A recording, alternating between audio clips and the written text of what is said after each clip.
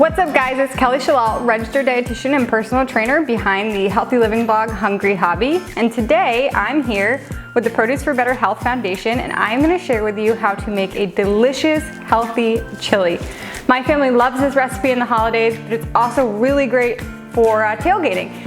So whether you're watching the game at home or somewhere else, this is a great recipe to enjoy with friends and enjoy with your family. So let's get started. I'm going to show you how to make this delicious turkey and veggie loaded chili in the Instapot today, just for time preferences, just for time reasons.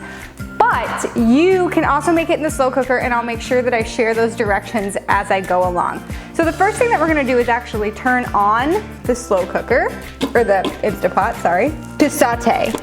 So if you're using a slow cooker, you'll just do this step on the stovetop and then transfer to your slow cooker. But we're gonna turn it on to saute, and then I'm gonna add about a tablespoon of avocado oil. I love avocado oil because it doesn't really have like a really strong flavor, but it's really, really high in monounsaturated fats, similar to olive oil, and it stands up to high heat cooking, which is nice. So the first thing that's gonna go in is one whole cut up yellow onion, and we're going to saute those until they're translucent and tender. Now we can throw in our ground meat. So I'm choosing to use 93% lean turkey. You could also use 99% lean. If you don't have one of these ground meat breaker upper things, highly suggest you get it. I use it all the time. You just kind of use it to break up the meat. But like I was saying, you can use any type of meat here. You can use pork or ground beef. It really is a versatile recipe, and if you are vegetarian or are serving a vegetarian, you can just skip the meat altogether if you want. There's lots of beans in this recipe and lots of veggies in this recipe, so it'll still be super filling. I always get the question, especially when you're doing a slow cooker recipe, is it necessary for the ground meat to be browned before going in the slow cooker or the Instapot? For food safety reasons, it's always safest to cook the meat first. Also, you're gonna get the best flavor and texture at the end product if you go ahead and brown the meat first. So this is probably gonna take about 7 to 10 minutes for it to brown. All right, guys, so this is just about browned up. So what I'm gonna do is just sprinkle a little bit of my chili powder here, about a fourth of it. So now I'll just mix that up with my ground meat, just to lock in some extra flavor into that ground meat. You could just add it all at the end, but I really like doing this. I really just think it takes your chili up that extra notch. You know, and everyone needs a chili they can brag about. This one's mine. Now we can add the rest of our chili ingredients. It does not matter what order you put these remaining ingredients into either your Instapot or slow cooker. So at this point, the process is the exact same. You're either taking your ground meat from the stove and putting it into the slow cooker from sauteing it on a skillet on the stove, or you're just moving along with your Instapot pressure cooker. So, first thing that's gonna go in, I've got some cubed butternut squash here. It's about 15 ounces. I do like to buy my butternut squash pre-cut. I just like to save the time, but you're welcome to buy a butternut squash and cut it up. You're also welcome to use frozen butternut squash in this recipe, so whatever works. But it adds just a wonderful flavor to your chili. All right, and I've got two types of beans here. But here I've got red kidney beans. They were canned and then I washed and drained them. So these are black beans.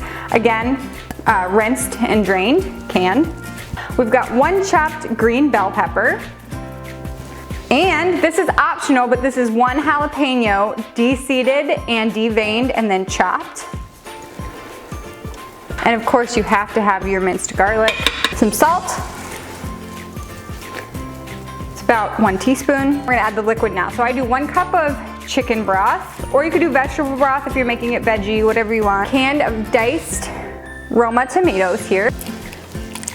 So those will go in. And then 2 cans of tomato sauce. So in goes that. You do want to be careful in an Instapot not to hit the overfill line, which I've made this recipe a ton of times, so I know I won't, but you do want to be careful on that, so just watch it. Last but not least, before we store it in, is chili powder. So I did about 1 tablespoon to start with when we did the meat, and now I'm adding another 3 tablespoons in for a total of 4 tablespoons.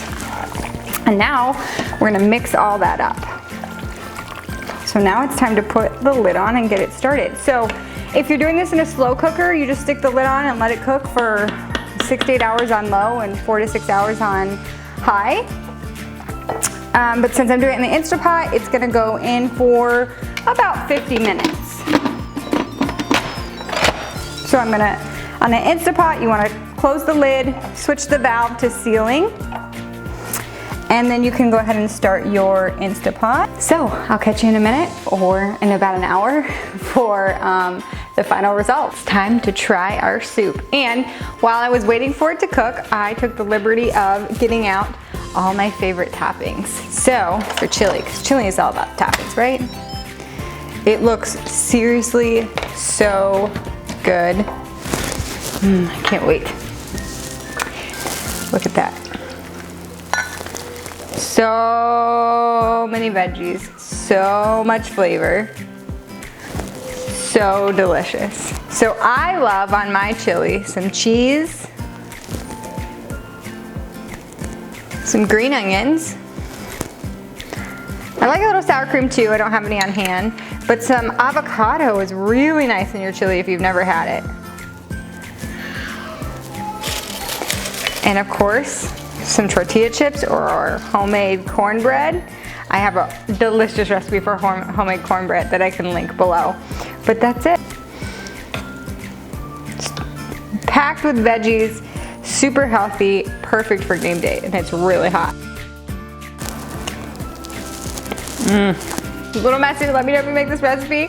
All right guys, have a wonderful rest of your day, and remember, have a plan.